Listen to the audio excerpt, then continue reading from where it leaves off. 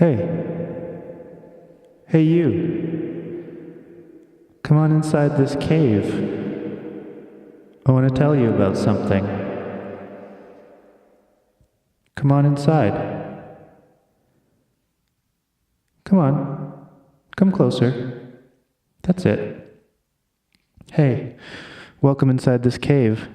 I just want to tell you a bit about this podcast series that is called Show Me Your Jams that is coming out right now. I'm going to talk to Vancouver musicians about process, songwriting, creativity. These are conversations I wanted to have with these musicians for a long time, and I'm finally having them. And I realized if someone else had these same conversations and didn't record them, I would say, hey, why didn't you record those? Thus, I am recording them. There's 5 episodes in this first season. We're going to hear from Future Star. We're going to talk about how she writes songs. We're going to hear from Spencer Hargreaves, who plays in Jock Tears, and Terry Maple and the Trolls. We talked to him about 17-tone music, dividing the octave into 17 tones. We're going to talk to Smithy Ramone, who plays in Smithy Ramone. She also plays in Jock Tears. We're going to talk about how she writes songs. We're going to talk to Ridley Bishop, who plays in Ridley Bishop. Ridley Bishop is going to bring in stems from the Ridley Bishop song, Step Inside. We're going to talk about how that song started, how it was made in detail. We're going to talk to Robin Jacob, who plays in Only a Visitor and Gamble on Bike, and some other things. And we're going to talk about specific songs of hers and how did they start? Where did they start? How did they come to be? I'd like to acknowledge this logo you may be looking at is designed by Megan, who plays in BB, and Joe Past. Her Instagram is Megan Magdalena. And I'd like to unveil the theme song now for Show Me Your Jams, done by none other than Future Star, who we're going to hear from right after this theme song. I talked to her about how she writes songs in general. We talk about her bronchioles and ASMR and snowshoeing, but mostly we talk in general about music. Here it is. What you do is magic. Tell me how you do it. Alakazam, show me your jams. I went snowshoeing yesterday, and my bronchioles got a little inflamed from the cold, so I'm a little coffee. So we're drinking coffee. It's true. Should we drink into the microphone? So I sent away my 23andMe spit. You know, you send your spit and they tell you did that. I did. You know they're going to sell your DNA I'm to cool the with that. companies. You're That's cool fine. with that. Okay, that's fair. But I learned that the people getting annoyed of the sound of people chewing is a genetic thing. Like they can predict by looking at your DNA, you're likely to have the equivalent reaction of nails on the chalkboard. Oh my God. Really? And I already know I have that. Oh, no. But I don't mind sipping. What about ASMR? I hate it. I would rather be tortured with hot coals than listen to someone chewing into a microphone. Wow. Do you listen to it? ASMR? Not really, no. The chewing ones are so gross. I can't believe people listen to that. I don't think I'd like chewing necessarily, but I like ones, I like visual ASMR, like ones where they chop up the blocks and stuff. Do they chop up blocks? They chop up, there's the one where there's like a person who like chops up Lush bath bombs. Oh. And then makes the bath bombs explode and stuff, and you just watch it bubble, and it's really satisfying. I went like that. Yeah, it's quite good. I think as long as there's no human sounds involved. Yeah, I also like braiding one. Like braiding my cousin hair? Actually does braiding ones where she braids her mom's hair, and it's like just like visually, I like watching that kind of thing. Or like watching someone knit or something. I feel like that's the kind of ASMR I'm into. Is there braid sounds during the braiding? Just like hair on hair.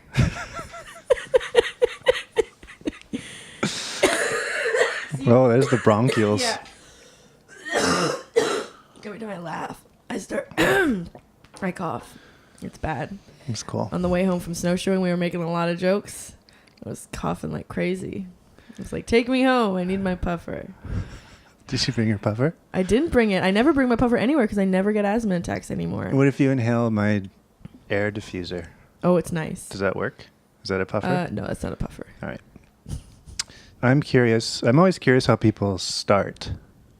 And actually, before we talk about that start, did you start playing piano when you were a kid, or did you start singing, or what? I started playing piano when I was like 4 years old. My mom's a piano teacher. Okay. I started singing when I was my mom always tells this story where I was like 1 year old and like I was already humming Happy Birthday in a recognizable tune. And she was like, she's musical. So yeah, I've been singing in choirs and stuff, like church choir, school choir, and then I went to jazz school and et cetera, et cetera. So I'm like very technically trained. Wow. I don't think I knew until late elementary school you could sing. There was like a pitch you were trying to sing. Wow. Because every time you sing Happy Birthday, no one's singing it. No. It's just a blob of people saying happy, and I thought that's in a general shape. And then it was probably, I guess it was earlier elementary school, but I remember being in choir and then someone mentioning that there's like a actual, we're trying to sing the same pitch at the same time. Oh. Whoa, that's heavy. That's amazing. But that's cool that you knew that at 1. Yeah, I was quick to the game. Cool. Yeah. And then when did you start writing songs? I started, the first song I ever wrote, it was because I was in this band called Kidnap Kids with Allie Lynch. Oh. When we were, I guess we formed, I think on my 17th birthday. Yeah. We were supposed to form on my 17th birthday. Then there was a surprise party. And then we formed shortly after. But yeah, so the first song I ever wrote was for that band, I think. Or the first time I started like engaging in writing music, kind of. Yeah. So from 4 to 17, what stopped you? I actually have especially when I was a teenager, I had so much insecurity around. I think for a long time I just wasn't very interested. Like I didn't find that interesting at all. Yeah. Like I was like, someone else can write the songs. But but then like when I turned like 15 or 16, I was like, that's something I want to do. I want to be in a band. Like first I wanted to be in a band. Yeah. I didn't think that I wanted to write music. I just wanted to like write up little riffs and stuff like that. I remember listening to Hawthorne Heights when I was like 15 or 16, which is like this emo band, and they had a keyboard in it, and like for me, because I played like I was like RCM up until like grade 10 or something like that. And it was like the first band that I was like, this is like what I want to play. Like I wanted to be in a band. Like I'm glad I've never been in a band like Hawthorne Heights. It's fine. Yeah. That would be kind of cool. But like, it was just like the piano just playing riffs like a guitar would play riffs. And that was really exciting to me. And so that was my first thought of like wanting to like make music, was being like, I want to like play sick piano riffs and like sing along to some melody. Like it doesn't really matter. Yeah. Because I love singing. Yeah. But I was just like, obviously I'll be a singer. I'll be the singer in the band or whatever, or I'll be a backup singer or something. But yeah. And then was there a certain moment that you thought, oh, I can make a song? I think it was when I started making music, like when I started like seeing people who were like, I don't know, like seeing like Allie has always been a phenomenal songwriter. Like since in my opinion, like since like I've known Allie, I'm like, I think her songwriting is so good. And so like seeing Allie be like the same age as me and like my friend and stuff like that, and being like, oh, I want to do that too because she's so cool. I want to be as cool as her, do the same thing. But then like I would do it and then I would feel really inadequate, and it was really hard for me to it was very challenging because I was so self-conscious to like show somebody else the music that I wrote. Like I remember writing a song, like the first few songs I wrote for Kidnap Kids, we just had to scrap because I would like stop in the middle and I would be like, no, like during performance, like I remember being at Hoko's and being like, well, we're not going to play this song. Oh, really? Yeah. Like just because I was just like so embarrassed, and so like, it's like, oh, this is horrible. Nobody's enjoying this. The first song that I actually like that was recorded was with Kidnap Kids. It was called, oh my God, what was it called? Carpe Diem. and it was just like a punk song. It was like 2 chords. I remember I skipped school and I wrote this song, and my mom got so mad. But yeah, that was probably when I was like, that song. I think I was in university. I mean, so would have been like 18 or 19 or something. Yeah. And that was the first time I was like, I actually feel good enough about this song to like play it all the way through. And it's like, it was simple enough that I didn't like fuck it up in the middle, and I liked it. Yeah. Enough to think that maybe other people liked it too. Yeah. Yeah. Was this what? Did you go to Cap right after? I went to Cap right after high school. For music. For music, yeah. For vocal major. Vocal jazz, yeah. Yeah, and then I guess then I also wrote music for like jazz school, but that's different. That's like a school assignment. That's like writing an essay. Right. It's like you're not a fucking writer if you write an essay. You know? Yeah. Maybe you are. So when did Future Star start? Future Star,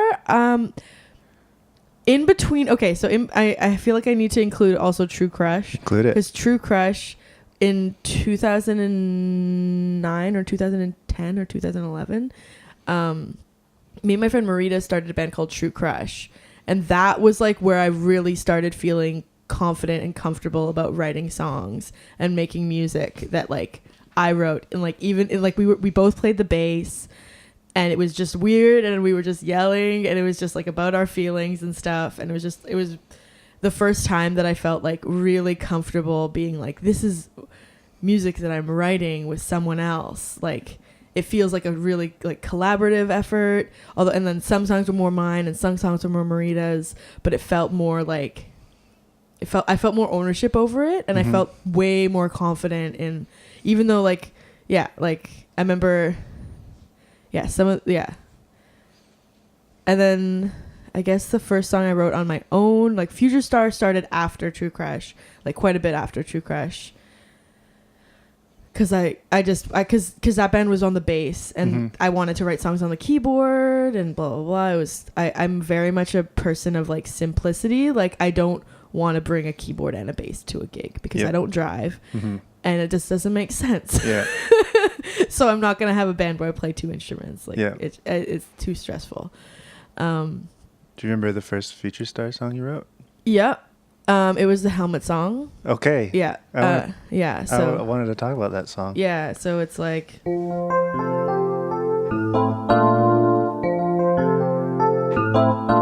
And then that was the riff that it started with.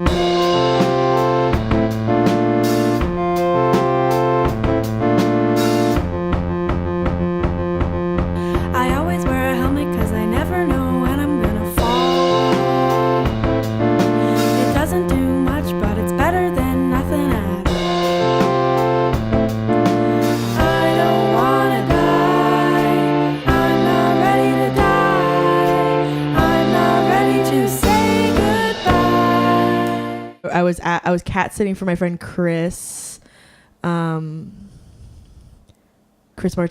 Yeah. And he had an organ at his house, and this was just a time of my life where I was like graduating. I was like almost graduated from school. I was starting to actually have fun with music and not just feel like it was like a burden cast upon me. And like I would just like, and so I just was like goofing around like organ, and I was like, this sounds sick. And I was like, this is, and then I had a skateboarding accident.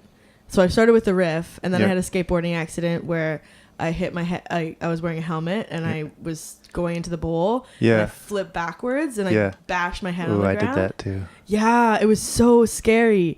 And it just like, and that's what that song is about, is just that experience of and I just remember falling and crying and being like, if I hadn't been wearing a helmet, I would have died. I did that without a helmet. Oh my God. But I did it on a grassy hill. Okay, yeah, this was on pavement. That sucks. Yeah. I had deja vu all day after. Whoa. That's probably a concussion, isn't it? That's a concussion, yeah, John. Well, that's how I became the person I am today. Yeah. But yeah, that was the first song that I wrote for Future Star. So then those lyrics. So did you come up with that riff first, and then did you take a while to do the lyrics? Or did the lyrics just come, or what?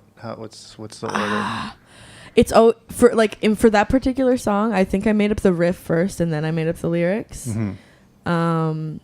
a lot of the times that like one of the first songs, like a lot of the times I'm like one of those jerks who's like, oh, I was just struck by inspiration and I was riding my bike and beautiful melody came into my head. Yeah. That happens to me sometimes. Yeah. Like with like a lot of True Crush songs were like that, where it was just like, I was just like, those are the words and that's the melody, and I'll figure out the rest as it comes along. Yeah.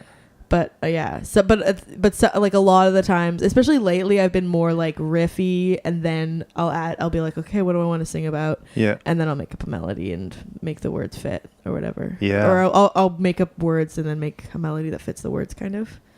Do you do both, or do you always do one? Do you always do melody first and lyrics, or do you do lyrics and melody, or do you switch back and forth? Usually they kind of come at the same time, and then I have them like, it's usually like I get one chunk of the lyrics and I'll be like, that's how I want to sing it. Yeah. And then I'll be like, okay, well that's the melody, so I have to find words that fit that melody afterwards. Like the first line will be like, we'll kind of like be like both at the same time, and then after that I don't usually like make up multiple melodies, if that makes sense. No, it doesn't. No, it doesn't. No, I think I know what you mean. Yeah. Will you get like consonant sounds for the words and then try and fit real words that fit those? No. You'll never do that? I would never do that. Okay. Absolutely not.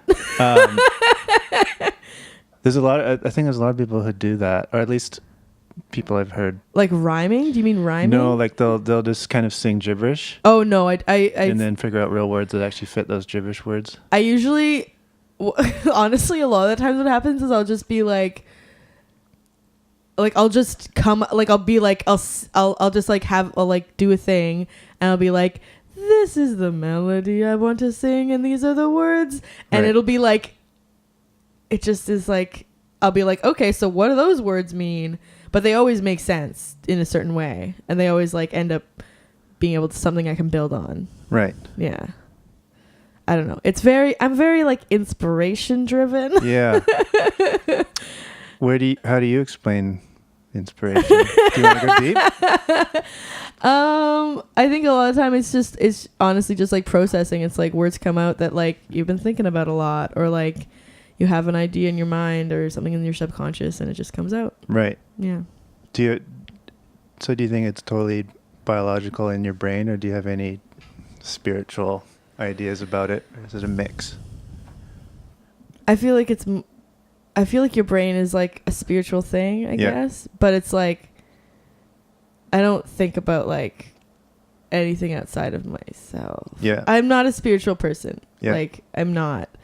Well, that's not totally true. I love like astrology and tarot and stuff like that, because I do. Yeah. But that's more like, I don't know. I don't think that has anything to do with writing music necessarily. Yeah. I've had weird things where I've written like a verse of something, and then written another verse where it just kind of happens, but it doesn't really make any sense, the two.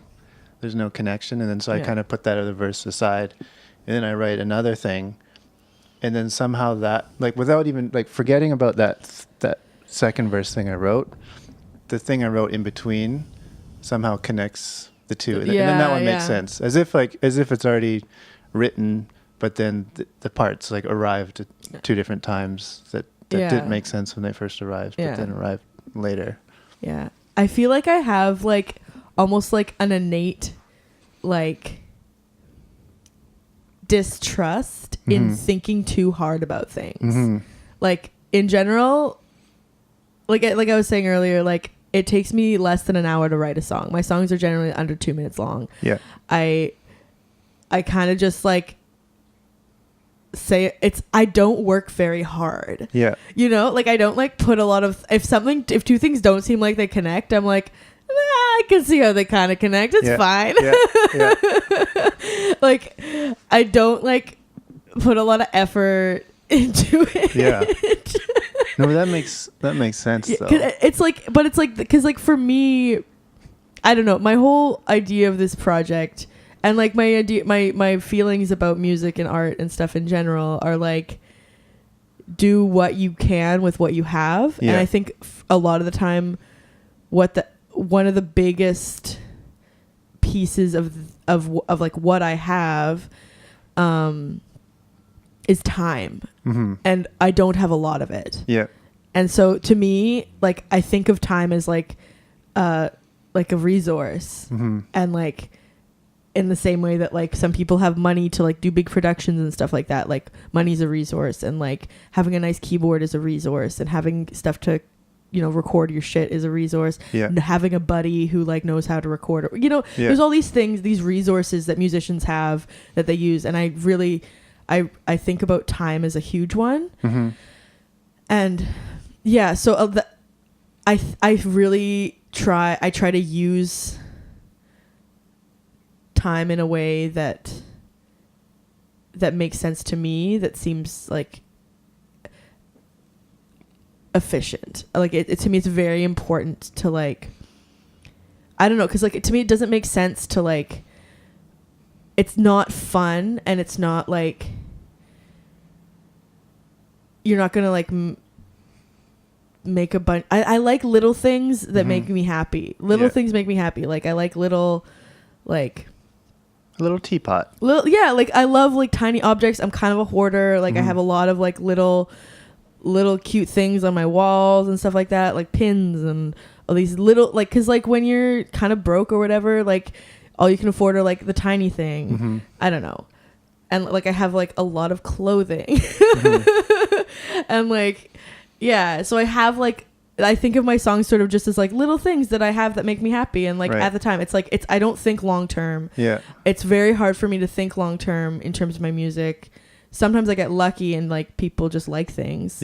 And they seem to have a staying power. Like, but yeah, that's, anyways, I can't remember what I'm talking about. You're talking about spending time as a resource, and and you spend less. I spend less time to make more things. Right. And maybe time is a restriction that you work within, and whatever gets done in that restriction is what it is. Yeah, exactly. It's like I'm not gonna, because I dislike the process of like being like, is it good? Like I spent so much time in my life being like, is it good enough? I don't know if it's good enough. I need to change it to make it better. And it's like, that's a waste of my time, honestly. Like I don't need to spend my time feeling bad about myself. It's a way better use of my time to be like, hey, look at that. I made one cool little thing. That's great. Good job, Selena. Like it's way better. It's more better use of my time to like, just do little things that make me feel good about myself than like critique myself endlessly. And like I've had so much of that in my I think that's interesting. I never really realized that before. I think that's one thing I like about your music too, though, is it feels very linear. That okay, she started with this, and then this happened, and then this happened, and then this happened, and now it's over. As opposed to you like getting out a pen and paper and being like, okay, I'm gonna have an intro, I'm gonna have a verse, I'm gonna have a chorus, and then I'm gonna have another verse, and then I'm gonna have a bridge. Like, am I correct in assuming that you kind of start in the beginning and then I see what sounds good? Like, and I'm like, what? A lot of it is like, what do I think a lot about hearing sounds and like hearing melodies. To me, like I know some people write in the way where like they write very much using the keyboard. I write more using my ears and my voice. Like if I can't sing it, then it doesn't make sense to me. Or like if I don't hear it, and if I don't hear it, then I won't do it.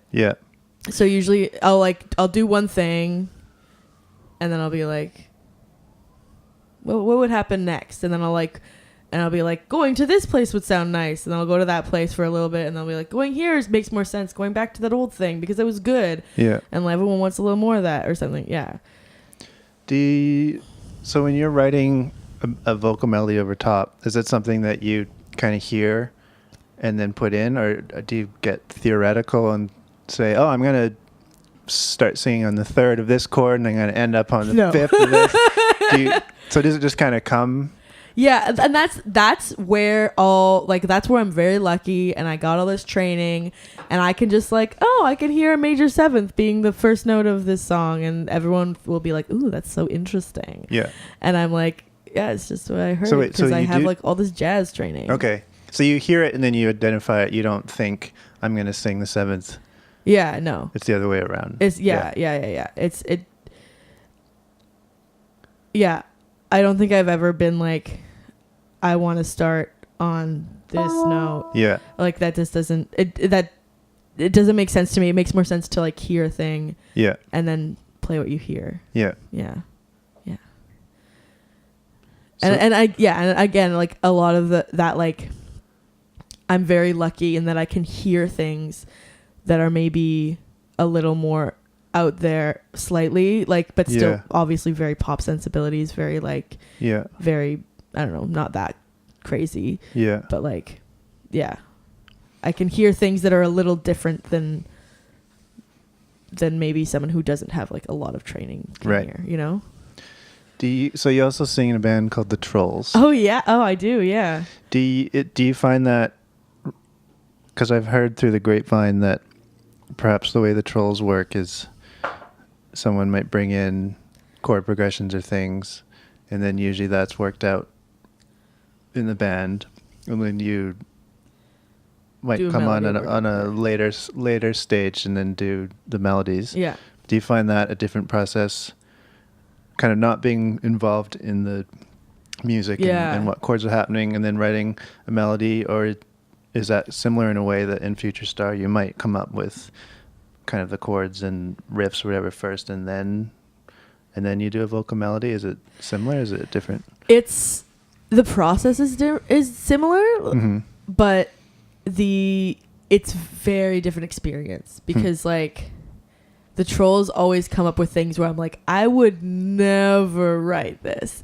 Like I wouldn't, like it was not something that would occur to me. Yeah. Like, which is great it's a big challenge. It's a good challenge for me because that's like, it forces me to like think outside of like exactly my aesthetic. Yeah. But it's fun. I really like it actually. But sometimes like there's a couple of songs that I really struggle with. Yeah. Like, I'm trying to think. There's one that's like really, the one about Trolls. Trolls 7?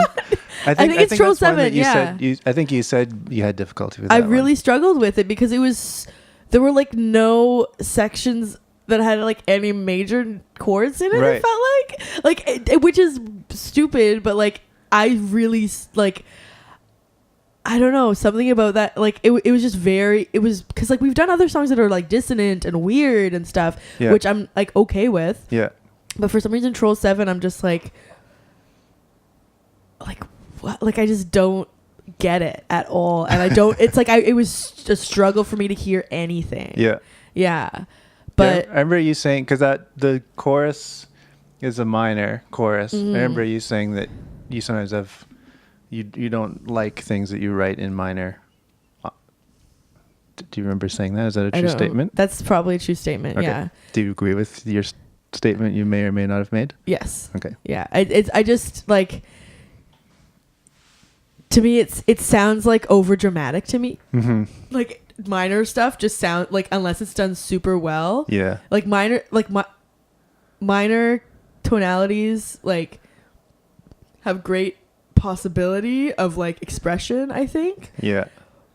But it can also be just so overly morose. Yeah. And it's a challenge to do it well. Yeah. Yeah. I agree. Yeah. I think it's something about, I like my thirds and my sixes to be minor, not the other way around. Because I feel like if you start if your root is, your tonic's a major, but then when you go to that other place it's a minor, it's like, oh, there's something a little different, a little melancholy behind the mask of non-melancholy. Intriguing. Yeah. Everything, when you're in a minor tonality, even the major chords sound like they're minor chords. Like everything is just sort of like, whoa, whoa. It's something I need to like figure out. I need to like get better at writing probably, but it's like also like, man, why improve? Yeah, you got limited time. Got limited time. Keep it major, baby. Yeehaw. Do you ever go into other mode realms, purposely, non-purposely? Non-purposely, yes. Yeah. Yeah. Do you find yourself going in a certain mode. I love sharp 4s. I find them. Yeah. I talked to Ridley. Ridley likes sharp 4s. Yeah, I really like that. I'm trying to think. There's one song where it's like, and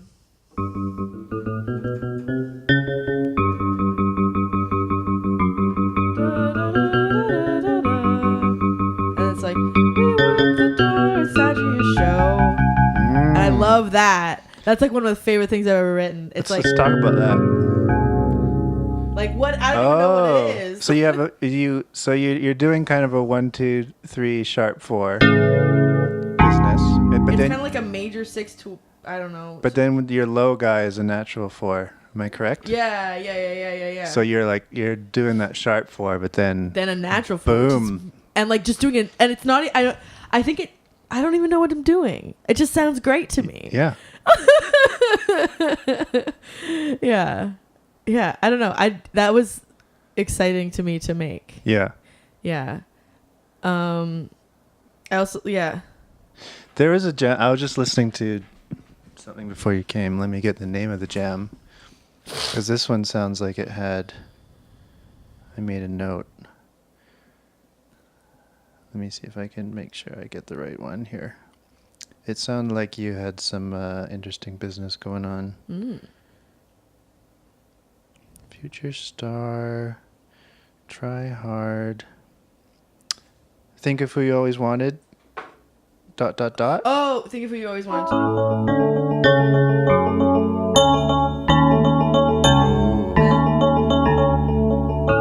I think I'm in the wrong key.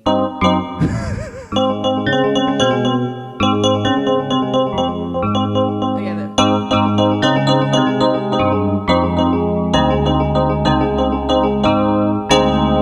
It's like A flat major over D, and then A flat major over D flat. And then So that's like a, that's a 1, 2, 3, 4. Sharp 4 over 1. 5 over 1. I don't know. I don't remember jazz. But there's also a note. I think you sing. Oh, Probably. Yeah, that's it.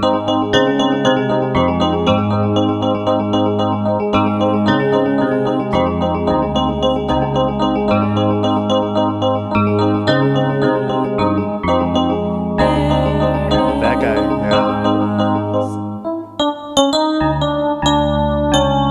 I think I'm just iterating the bass again. I'm just in octaves with a bass. Cool. Yeah. Anyways, you can edit out all that stuff where I was fucking up the melody. Or I'll add a little clip of the song in there. Yeah, that's a good idea.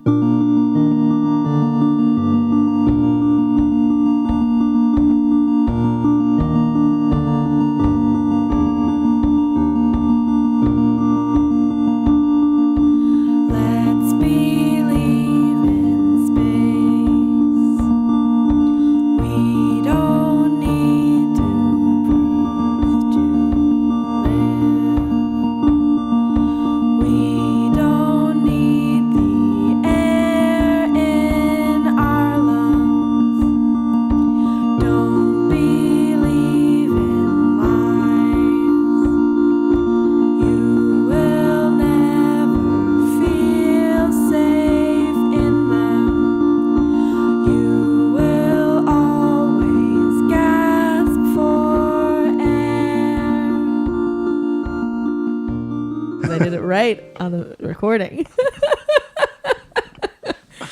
So that situation where that just kind of came out by noodling around on the piano, or Yeah, I don't know. Yeah, no, I'm definitely not I'm definitely not thinking about it. Yeah. That's like the one guarantee you can have with most of my music. Like, I don't think very hard about it, and that's my goal. Yeah. Yeah, it's like, I don't know. You know how it's like you all over and over again. It's like, oh, you have to like.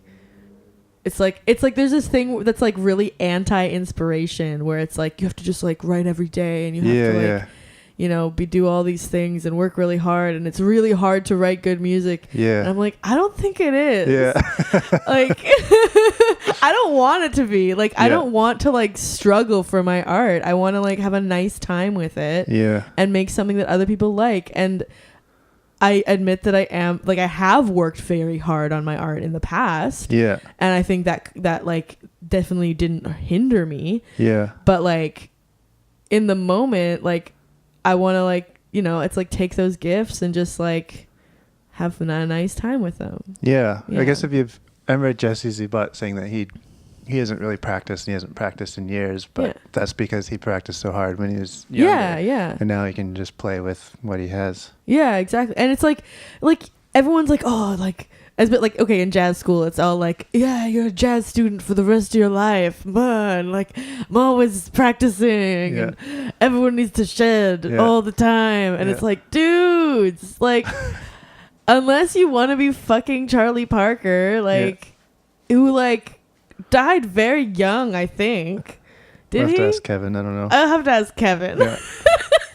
And it's like, I understand, but to me, I don't know. And it also just seems very like,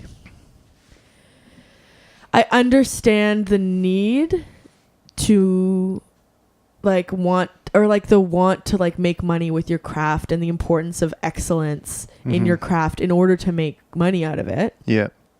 I am going to nursing school. Yeah. I'm almost done. It's like a conscious decision to like, I was like, I don't think I can do that. I don't think I can like put my art in with like all this like capitalist stuff where it's like all like, I think that really messed with me. And like when I was trying to do that, I think it really destroyed me in a lot of ways. And it took a lot of like just like healing and like reframing the world and reframing how I make art and stuff. Like, it's like, I don't know. I talk about like, it's like, I don't think it's easy to not think about things. I don't think that it's easy to like, just like have fun. I think it's very hard actually. And that, but I think it's worth it. Yeah. Yeah. I think it also, I mean, I definitely went through that struggle too, but it's freeing to have zero worry about the art you're creating, making money, connected to money, then just try to figure out a different source of that, and then you have less time doing it. Less of the resource, you have less time to do it, but it's more of like a pure worry-free situation. And it's like, it's very like, obviously it's very like privileged to like consider that and to like have, I've got like, I'm 40 grand in debt to student government or whatever, but I still like, I could afford to go back to school again. Yeah. You know what I mean? Like things like that. Or like I can, like I have the skills and like I've like, I'm good at school, which I feel like is a very big, like, it's like, that's just lucky. Yeah. Like there's a lot of like luck, a lot of privilege that go into like being able to think about music the way that I do and think about art the way that I do. Yeah. But I think that, I don't know. I'm just like, people like it and I'm making people happy. Yeah. And if people don't like it, then it's like, they can not listen. That's fine. Most people don't listen. Like, I'm not very famous. Most people in the world have never heard of me. And that's chill. Yeah. But like, it's a thing that I do to keep myself healthy. And that's my main priority. And I'm able to prioritize that because of like my life situation. Yeah. That's so. Do you think of it as kind of a form of therapy? Oh yeah, 100%. I wonder if that's a difference between people that do the route of, I'm going to do this when I'm inspired, and whatever happens, and I'll do it because I need to. Versus, you should write something every day and practice this many hours every day. I wonder if there's a difference between when you first found music, what was its reason? Was it something like fun and mathematical, or was it an emotional necessity or experience? Yeah. No, that's super interesting actually to think about. Like, I think I forget, my brain's empty. Like I do think that to a certain degree, even things like therapy are important to do in a methodical way. Yeah. Like, I think it's important to work very hard at those things. But I also think that with those things, once you've practiced a lot, like once you've really like trained your brain to like, you know, react in, I don't know, like I think a lot about, I'm sort of thinking of like stuff like CBT and DBT and like those types of like cognitive behavioral therapy and like dialectical behavioral therapy, and like the way that those are so methodical and so like scheduled, and like there's homework associated with it and stuff like that. But once you've like done the work, you can kind of be like Jesse Zubot and just be like, I've learned those skills and I can play with what I've got. Like I've got those coping skills. I like have that emotional regulation like down pat and stuff like that. Like you can kind of, you don't have to do homework forever. I think that's like the hope that's like the light at the end of the tunnel kind of with like, I don't know, with anything like that. I don't really know what I'm talking about now, but like, yeah, just that I think that it depends. Yeah. It depends on how you're using music in your life. Yeah. And like, I think that a lot of it has to do with like, yeah, some people just love like thinking really hard, and that's fun for them. It's fun for them to be like really hypercritical and like be like, think this thing could be more perfect. Yeah. And like, I think this could have more like, it could sound even better. Like, but to me that's just really toxic for me. And I know that that I know that's like very dangerous for me to get into that mindset, because I've been there and it was bad for me and I was really unhappy. Yeah. And so I think some people, I guess that's sort of what I feel like the difference is like, it is, some people can do that and it's fun for them. Yeah. But some people can't do that because it's not good for them. Yeah. Well, that's cool that you recognize that though. Because I know there's definitely people who don't, and maybe don't even care that, you know, put health aside because this is more important. This is like an ultimate journey, whether it's like creating a perfect thing. Yeah. I remember honestly, like my life was changed by I read like What It Is by Linda Berry. Okay. She's an artist. She's like a cartoonist. And she writes these amazing books about making art. And the whole, like, it just blew my mind, because it was like this idea that like you could just make art. It doesn't have to be good. Yeah. Yeah. And what like, yeah, it like you can just like draw a chicken every day and that's art and that's great. Yeah. And you're going to get better at drawing that chicken, and sometimes you're going to suck at drawing the chicken, and it doesn't matter. Yeah. Like just draw a chicken every day. Yeah. And like, and I think that's where I started with like really getting into writing music. It was just like, you know, I'm just going to do this like a lot. And like, I like wrote I did have more time, and I just wrote a lot of little songs. I drew a lot of chickens, you know, like, and it's, there's like a huge emotional work in that. I feel like I really, I don't know. I just like, it's like I had like this rock that I needed to get over. Like I had this hill that I needed to climb. Yeah. And I feel like I'm over it now. It's like this thing that was this huge problem in my life, which was making music and like feeling comfortable with showing it to other people. And like feeling comfortable like listening to it myself. I'm like now a person who like regularly I listen to my own album on Spotify all the time. Yeah. I think it's great. Yeah. Like it's so like I can't emphasize enough how joyous it is to just like love your own things and like love your own shit. Yeah. And it's like it's a struggle thing too. It's not it's not easy. It's not easy. No. And I spent years working on it. Yeah. And like I used to be so scared to sing, like just recording something and then trying to find courage to listen back. Yeah. Now I have no problem, but don't like my speaking voice. Oh. And having to perhaps listen back to this conversation will be a challenge. Will be, but hopefully I'll get over that as time goes on. Yeah. And like, you'll find your voice. Well, that's a cute note to. I know you have to get going. Do you want? I do have to go grocery shopping. Well, thank you very much for coming. Thank you. Do you have any things coming up? No, I have nothing coming up. Cool. We'll look around for... Expect a full-length album in 2019. That's all I have to say. So check out Future Star if you want. Yeah. Trolls if you want. Yeah. And then Only Visitor. Yeah, Only Visitor. I don't really write music in that. Robin writes everything. Yeah. You should talk to Robin. But you guys are still rad. Yeah, I'll definitely talk to Robin. Yeah. Cool. Robin has also like a totally different... She's like way more methodical. She's a total Taurus. She's a machine. She's like amazing. I can't wait. And it blows my mind. Like she's anyways, yeah. Well, I love Robin. Stay tuned for that app. Yeehaw. Cool. Bye. Bye.